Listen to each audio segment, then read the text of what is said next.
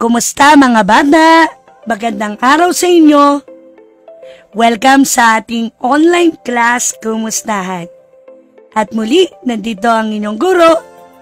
Ako si Teacher Roby, ang inyong makakasama ngayong araw na to. Ngayon mga bata, ang ating pag-aaralan ay tungkol sa Filipino. Mga salitang kilos sa pag-uusap tungkol sa iba't ibang gawain sa tahanan, paaralan, at pamayanan. Hayaan niyong basahin ko ang layunin. Ikilala ang salitang kilos na ginamit sa kwento. Natutukoy ang mga salitang kilos na ginamit sa pangungusap.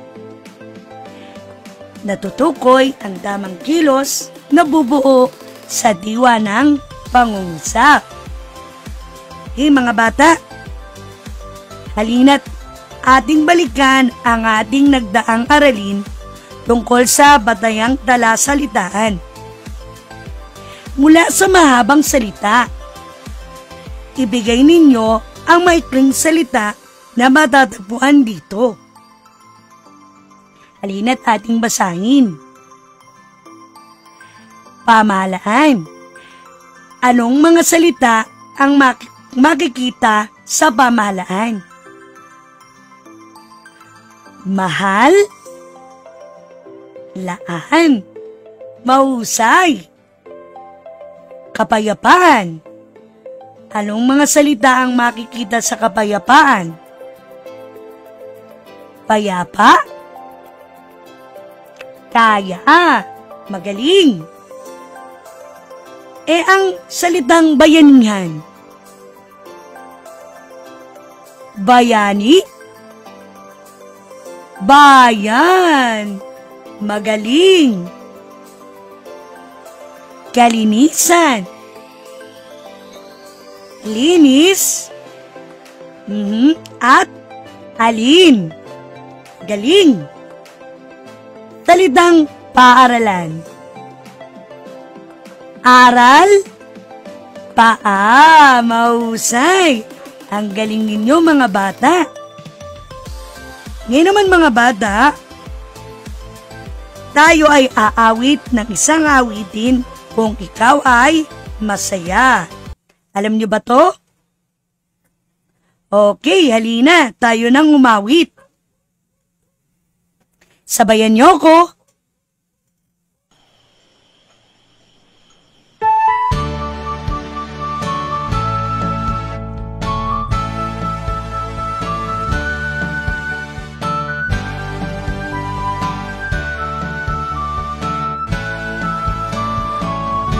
Nana, ready? Kung ikaw ay masaya, tumawa ka. Kung ikaw ay masaya, tumawa ka. Kung ikaw ay masaya, buhay mo ay sisigla. Kung ikaw ay masaya, tumawa ka. Kung ikaw ay masaya, pumalakpak. Kung ikaw ay masaya, pumalakpak. Kung ikaw ay masaya, buhay mo ay sisigla. Kung ikaw ay masaya, pumalakpak. Kung ikaw ay masaya, pumadya ka. Kung ikaw ay masaya, pumadya ka. Kung ikaw ay masaya, buhay mo ay sisigla. Kung ikaw ay masaya, pumadya ka. Kung ikaw ay masaya, gawin lahat. Kung ikaw ay masaya, gawin lahat. Kung ikaw ay masaya, buhay mo ay sisigla. Kung ikaw ay masaya, gawin lahat.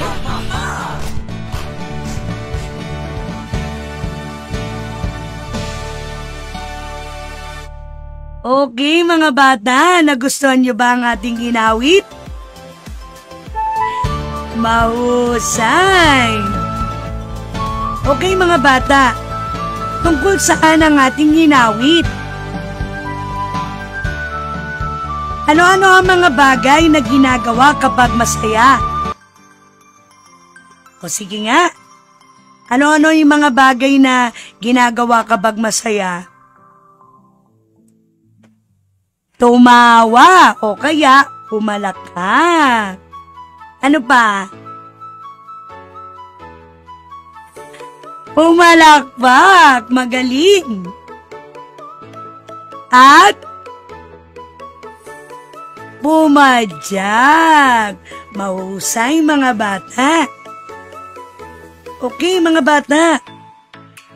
Alam kong isa kang masipag at matulunging bata. Magbigay nga kayo mga bata ng ilang halimbawa ng inyong ginawang pagtulong. Mahusay. Ano ang pakiramdam mo kapag ikaw ay nakatutulong sa kapwa? Tama mga bata. Lahat ng inyong sinabi ay tama. Ngayon naman dahil dyan, meron akong babasahing kwento. Handa ka na bang makinig? Magaling! Okay mga bata. Ang ating kwento ay tungkol kay Jane at Neil. Sino nga ba uli ang ating pag-uusapan? Yan, sina Jane at Neil. Inay, papasok na po kami sa paaralan. Ang magalang na paalam ng magkapatid na Jane at Neil sa kanilang ina. Papasok sa paaralan, isinabay na nila ang kanilang kaklase na si Roy papunta sa silid-aralan.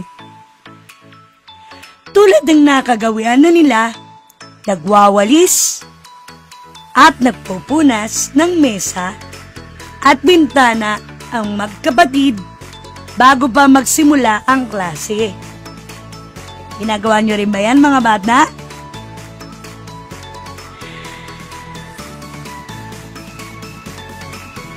Habang ang kanilang ibang kaklase ay masayang nagkwekwentuhan sa kanilang nalalapit na bakasyon, naabutan ng guro na malinis ang silid-aralan.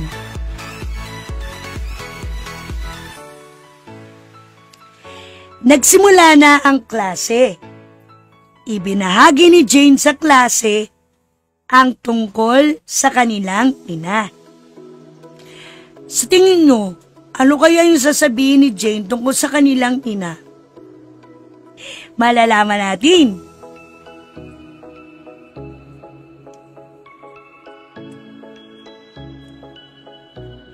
Maagang gumigising si inay para ipaganda kami ng agahan. At pagkatapos ay dali-dali siyang pupunta ng palengke upang kumuha ng paninda at ititinda sa aming pook. Kwento ni Jane.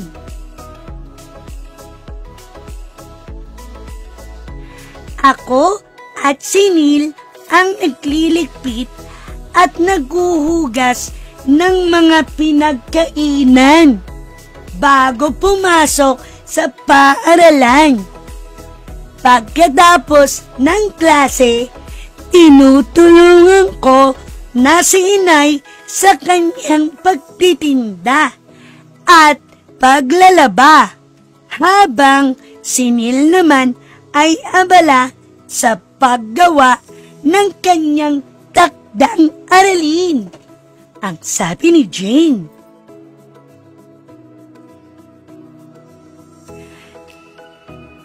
Pagkatapos, ibinahagi ni Jane ang kanyang kananasan. Marami sa kanyang kaklase ang napaisip at humanga sa kasibagan at pagtutulungan ng magkapatid. Kaya naman, laking pasasalamat ni Aling Mirna sa kanyang masisibag na mga anak. Okay mga bata, nagustuhan nyo ba yung ating binasa tungkol kay Jane at Neil? Mahusay! Ngayon mga bata, ano ba ang kapupulutang aral sa ating kwentong binasa? Tayo ay dapat na okay, maging matulungin. Maging mabait at mabuting anak. Mahusay. Ngayon naman mga bata, babasahin natin ang mga sumusunod na salitang hango sa kwentong ating binasa. Papasok. Ulitin nga natin. Kumigising. Iginuhit. Nagwawalis. Nagliligpit. Ibinahagi. Nagpupunas. Naghuhugas. Nagpunda. Nagkwekwentuhan. Tinutulungan. Ipaghanda. Okay mga bata, yang mga salita na yan ay tinatawag nating salitang kilos. Okay mga bata, ang salitang kilos ay salitang nagbibigay buhay sa pangungusap dahil nagsasa dito ng kilos o galaw ng isang tao, hayop o bagay. Okay. Meron akong nakahandang halimbawa. Okay. Tignan nyo ang larawan mga bata. Ano nakikita nyo?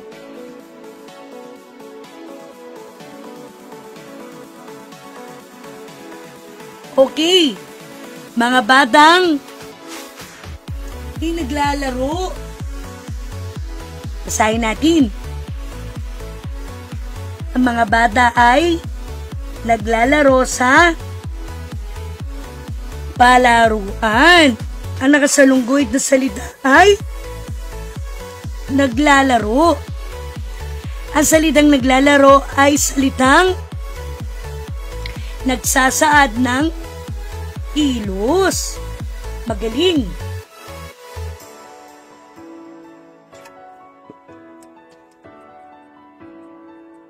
Okay, basahin natin. Kumain kami ng agahan sa restaurant.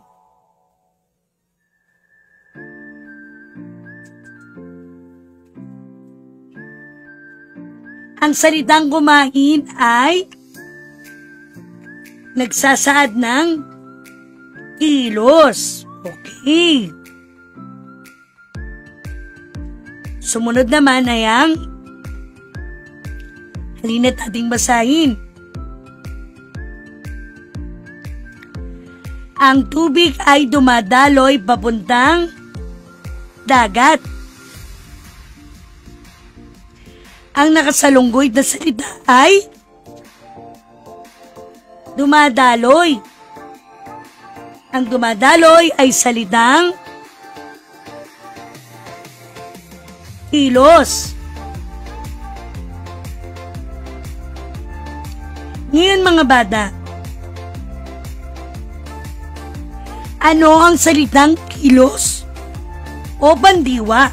Okay, ang salitang kilos ay nagsasaad ng kilos o galaw ng isang tao, hayop o bagay.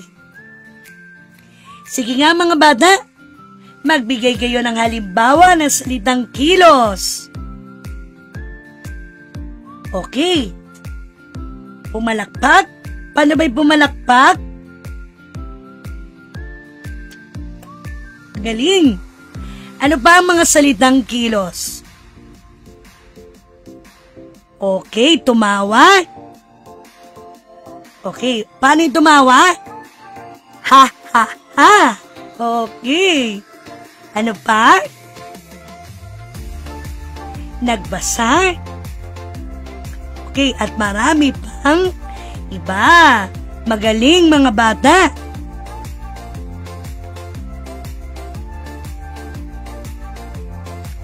Okay mga bata. Ngayon naman, piliin at punan ng angkop na salitang kilos upang mabuo ang pangungusap. May pipiliin tayong mga salita. Isulat ang iyong sagot gamit ang module activity sheets at lapis. Handa ka na ba? Magaling! Umpisahan na natin mga bata. Ano ba ang ginagawa ng nasa larawan? Basahin natin ang pangungusap. Si Tatay Garding ay blank ng palay sa bukid. Ano kaya ginagawa ni Tatay Garding? Naglalaba? Nagtatanim? Ano ang sagot? Tama! Nagtatanim!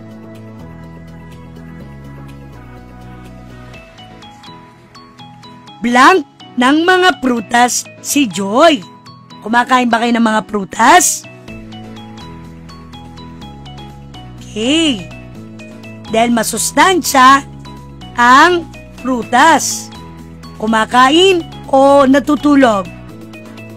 Siyempre, ang tamang sagot ay kumakain. Sumunod naman, ang bata ay ano? Ang bata ay blank ng mga mangga. Naglilinis o nagtitinda? Okay, nagtitinda. Magaling. Ano namang ginagawa ng bata sa larawan? Blank si Mikael bago matulog sa gabi. Naghihilamos, nag-ehersisyo. Naghihilamos, mahusay. Ano naman ang ginagawa ng mga ibon? Ang mga ibon ay blank sa himpapawid. Lumalangoy o lumilipad? Tama, sila ay lumilipad. Mahusay mga bata. Lubos na ninyong naunawaan ang ating napag-aralan ngayon. Ngayon naman mga bata, para sa ating pagdadaya, bilugan ang mga salitang kilos sa mga pangungusap. Gamit muli ang inyong module activity sheets. Una, nanonood ng sine ang magkaibigan. Alin kaya yung salitang kilos sa pangungusap? Binasa mo na ba ang kwento? Alin kaya dito ang salitang kilos? Tayo ay magtanim ng mga gulay sa bakuran. Ang mga aso ay naghahabulan sa bakuran. Ang dalawang bata ay naglalaro ng piko. O sige mga bata, bibigyan ko kayo ng 1 minuto sa pagsagot. 1 minute later.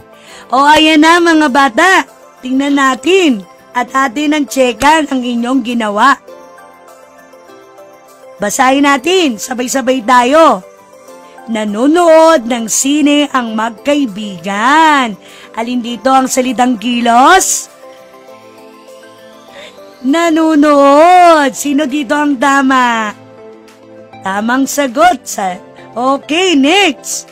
Binasa mo na ba ang kwento? Alin kaya dito ang salitang kilos? Binasa, mahusay.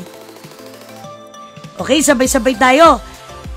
Tayo ay magtanim ng mga gulay sa bakuran. Alin dito ang salitang kilos? Magtanim. Magaling. Ang mga aso ay naghabulan sa bakuran. Alin kaya rito ang salitang kilos? Tama, naghabulan. O, sabay-sabay ulit tayong bumasa. Ang dalawang bata ay naglalaro ng piko. Alin kaya dito ang salitang kilos? Naglalaro. Mahusay mga bata. Sino dito ang nakakuha ng 5? 4. 3. Siguro wala namang nakakuha ng 2. O kaya 1. Magaling mga bata. Mga bata, para sa ating takdang aralin, sasalungguhitan natin ang salitang kilos o pandiwa na ginamit sa bawat pangungusap. Ano uli ang gagawin natin? Tama, sasalungguhitan natin. Una, nagpapalibad ng saranggola si Lito.